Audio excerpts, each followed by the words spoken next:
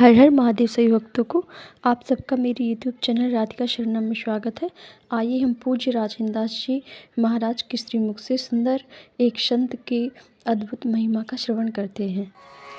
आज एक देश की विशिष्टतम विभूति, आप लोगों ने नाम सुना होगा, नर्मदा खंड के महान सिद्ध संत श्री धूनी वाले दादाजी। खंडवा में जिनकी धुनी है, मध्य प्रदेश खंडवा में आज भी अखंड धुना है और बड़े बड़े विलक्षण उनके जीवन के प्रसंग हैं। धुनी वाले दादाजी को साक्षात शिव रूप में ही लोगों ने अनुभव किया। उनके बाद उनके द्वितीय परंपरा में आचार्य हुए श्री हरिहर भोले भगवान जी। वो भी अद्भुत महापुरुष थे, सिद्ध पुरुष थे। और फिर उनकी तीसरी परंपरा में हरिहर भोले भगवान जी के शिष्य हुए श्री बड़े सरकार। बड़े सरकार भी ऐसे अद्भुत महापुरुष थे भैया जी। खंडवा में सर्वे सर्वा खंडवा में वही थे, लेकिन थोड़ा सा उनको सुनने में आया कि यहाँ जो लोगों ने ट्रस्ट बना रखा है, इनके मन में कोई दूसरा भाव है। अरे बोले, अपने तो पूर्व पश्चिम उत्तर दक्षिण चारों दिशा जगीरी में, मन लागो मेरो यार फकीरी में। तो सहज ही वहां से उठ करके चल दिए और इंदौर में, जहां आजकल दादा दरबार है, वहां वे बैठ गए खुले में, मैदान में। वहीं स्मशान था, वहीं बैठ गए। तो 18 वर्ष तक एक ही जगह बैठे रह गए। कितने वर्ष तक? और विलक्षण बात यह थी कि 18 वर्षों में न कुछ खाया और न कुछ पिया। विज्ञान की दृष्टि से तो संभव ही नहीं कि शरीर बिना अन्न जल के 18 साल रह जाए। संभव है? और धुनी उन्होंने अखंड की वहां, तो खुले में 18 वर्ष धुनी भी प्रज्वलित रहना भी संभव नहीं। संभव है? और लोग आते, कपड़ा लाया धुना में डाल दिया, मिठाई लाई धुनी में डाल दिया, किसी ने रुपया धुनी में डाल दिया, फल लाए धुनी में डाल दिया, पुष्प लाए धुनी में डाल दिया। सब कुछ धुनी को अर्पित करते रहते। भयंकर गर्मी होती तो एक गौ माता आकर उनके ऊपर खड़ी हो जाती, चारों पैर करके। उसको कहते थे जीजा माई, जीजा माता। अब क्या उनका भाव था? जीजा महारानी कहते थे उसको, गाय को। वो गाय मनुष्य की भाषा में बात करती थी, जैसे हम बोल रहे हैं ऐसे गाय बोलती थी। और लोगों की कामनाएं गाय से पूरी होने लग गई। अब सट्टे वाले लोग उनसे सट्टे का नंबर पूछने लग गए। जीजा महारानी, गौ माता हमारा नंबर बताओ। बाबा को पता चला, बोले कलयुग है, ज्ञान भक्ति वैराग्य कोई मांगेगा नहीं, तुम्हें परेशान करेंगे, तुम अब मौन हो जाओ। गौ मौन हो गई। ऐसे सिद्ध संत बड़े सरकार के शिष्य, छोटे सरकार, ये भी पूर्व जन्म के बड़े सरकार के शिष्य ही हैं। और इनके भी जीवन का बड़ा विलक्षण प्रसंग है भैया जी। वो सामने आएंगे तो बोलने में कठिनाई होगी, इसलिए अभी संक्षेप में हम बोल रहे हैं। तो बड़े सरकार वहाँ खड़ी घाट भी विराजते थे, नर्मदा किनारे। यहाँ दादा दरबार, यहाँ इंदौर में भी विराजते थे। फक्कड़ थे, अवधूत थे। तो वो चिलम पीते थे। चिलम। और कोई बहुत बड़े विद्वान आ जाएं, बड़े महामंडलेश्वर आ जाएं, बड़े न्याय व्याकरण वेदांत आदि के पंडित आ जाएं, तो कहते, ए इनको भेज बधाई करो, इनको भेज दो इनको।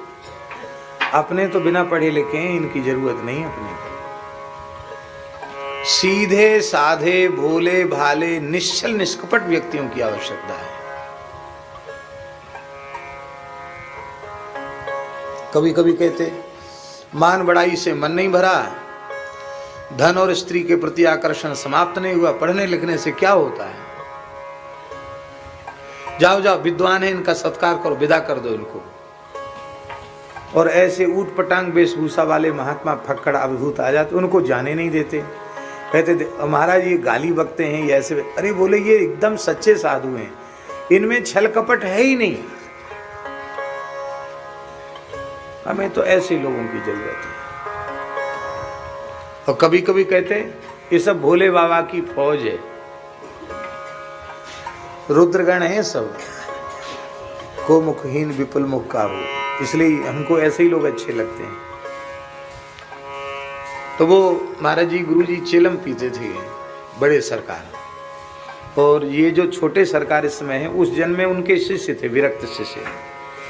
तो वो गुरु जी को कमर से अपाहिज थे, कमर से नीचे का धड़ काम नहीं करता था।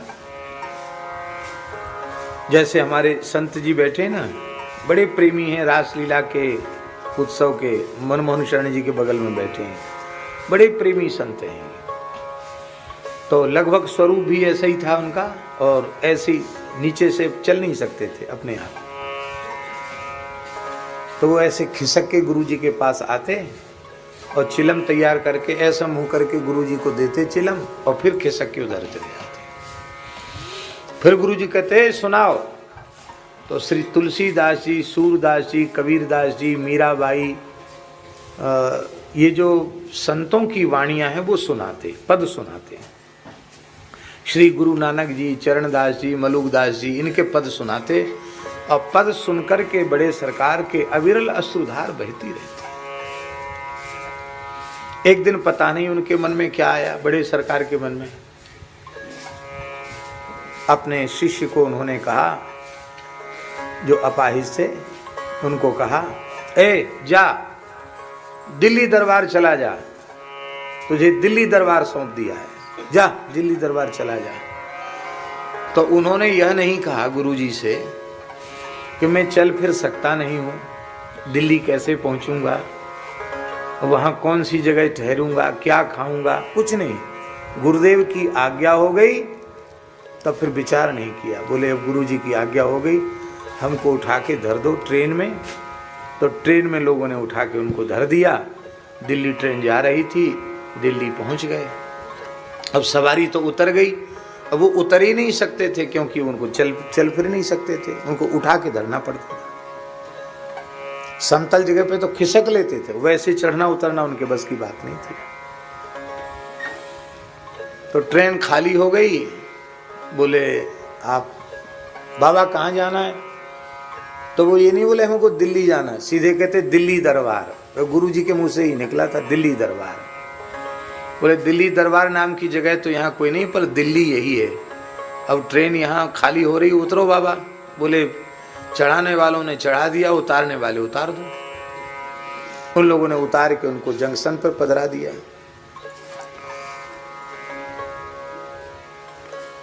पुलिस वालों ने देखा कि बाबा जी दिन रात यहीं पड़ा हुआ है, तो ऐसे कैसे स्टेशन पे तो ऐसे नहीं रहने दिया जाता। उन्होंने कहा बाबा कहाँ जाओगे? ये दिल्ली दरबार। कि दिल्ली दरबार नहीं, ये दिल्ली जंक्शन है रेलवे का, यहाँ नहीं रह सकते हो। बोले तुम्हारी जहाँ इच्छा हो वहाँ उठा के धर दो। तो पुलिस वाले उनको जंक्शन से बाहर, जहाँ ये ठिलिया लगा कर लोग कुछ बेचते हैं, वहाँ उन्होंने धर दिया उनको। तो एक गन्ना बेच रहा था, छील छील करके गन्ना, गनेरी कहते उसको।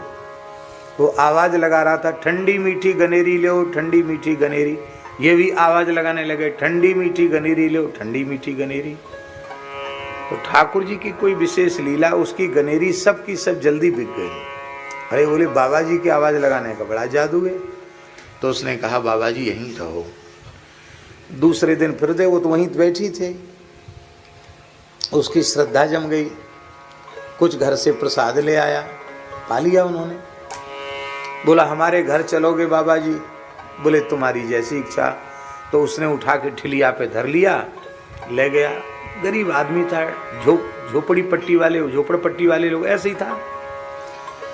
तो टीन वीन पड़ा था, और घर में जगह थी नहीं इतनी कि बाबा जी भी रहें। तो बाहर एक टाट से घेर करके उनको बिठा दिया, यहां बैठ जाओ। जगह इतनी बड़ी होगी बैठने की, जितनी ये हम जितनी जगह में बैठे हैं इतनी जगह, बस न लेट सकते न खड़े हो सकते। तो बाबा जी यही जगह है। हाँ ठीक है। तो सवेरे ठिलिया में बैठ के चले जाते गनेरी बेचने, वहीं भजन कीर्तन करते रहते, आवाज भी लगाते। और रात को आते तो सब तो सो जाते और आप पूरी रात कीर्तन करते, भज लो दादाजी का नाम, भज लो हरिहरि जी का नाम। यहाँ से शुरू करते, फिर तुलसीदास जी, सूरदास जी, कबीरदास जी, मीराबाई, सब संतों के पद गाते, पूरी रात गाते भैया जी। तो लोगों ने कहा ये कौन से बाबा जी आ गए, सोते नहीं, रात भर गाते हैं, बड़ा मीठा गाते हैं। कुछ लोगों को समस्या भी होती थी, गए कहाँ से ले आए पकड़ के। अभी कुछ ही दिन हुए थे कि अमावस्या आ गई, सोमवती अमावस्या। तो गनेरी वाले ने कहा कि अब तो गन्ना बेचने के लिए हम यमुना जी के किनारे जाएंगे, निगम बोध घाट पर जाएंगे, आज पर्व है, वहाँ लोग यमुना स्नान करने आएंगे, तो हमारा गन्ना वहीं ज़्यादा बिकेगा। बाबा जी बोले हम भी, आप चलोगे? बाबा जी बोले हाँ हाँ, यमुना स्नान करेंगे, हमको ले चलोगे। उन्होंने यमुना जी में स्नान कराया हमको और फिर एक जगह बिठा दिया। गनेरी बिक गई तो बोले बाबा जी चलो, बोले बस हम अपने स्थान में आ गए हैं, अब हम यहाँ से कहीं नहीं जाएंगे। अरे बाबा खोले में क्या करोगे? बोले नहीं, गुरु महाराज की आज्ञा थी, दिल्ली दरबार, तुम्हारा काम तुमने पूरा कर दिया, अब तुम अपना काम करो। हम लोग तो एक लंगोटी वाले बाबा जी हैं, हम लोगों का कोई जब घर गृहस्थी जहाँ पैदा हुए वहाँ नहीं रहे तो हम तुम्हारे यहाँ कहाँ रहेंगे?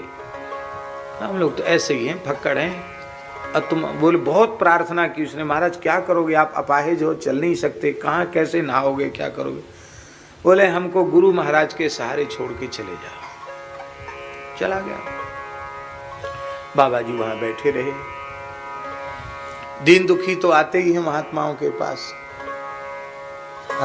अरावली वाले स्वामी जी जानते हैं, भले ही साधु कुछ न करता हो पर दुनिया जरूर साधु के पास आके, महाराज हमारा ये काम बना दो, हम बड़े परेशान हैं। पता नहीं लोगों को क्या लगता है कि हम लोग भजन ही भजन करते होंगे, पर अपनी स्थिति क्या है ये तो रघुनाथ जी जाने। तो राम जी लोग आते, कहते बाबा जी आशीर्वाद दो। तो वो जहाँ बैठे थे वहाँ गड्ढा था, तो एक तगाड़ी भर के जमुना जी की मिट्टी लाओ, यहाँ डाल दो गड्ढा में, और बस राम राम करो, काम हो जाए। काम होने लग गए, लोगों का भीड़ बढ़ने लगी। लोग कहते महाराज हम बीमार हैं, कुछ दे दो। तो उनको लोग फूल माला पहना देते, तो फूल की एक पखड़ी निकल, ले अब पिंड छुड़ाना है तो ले जा। लोग ठीक होने लगे। उस समय देश के प्रथम प्रधानमंत्री, देश के प्रथम राष्ट्रपति डॉक्टर श्री राजेंद्र प्रसाद जी थे। उनको स्थमा की बीमारी थी, श्वास उखड़ता था उनको, और राष्ट्रपति पद पर थे तो उनकी चिकित्सा का तो कोई अभाव था नहीं, लेकिन वो पता नहीं कैसी व्याधि थी, वो ठीक ही नहीं हो पा रहे थे। उस समय उनके ऊपर प्रकोप अधिक था अस्थमा का। तो उनकी बहन, श्री राजेंद्र बाबू जी की बहन यमुना स्नान करने आई थी,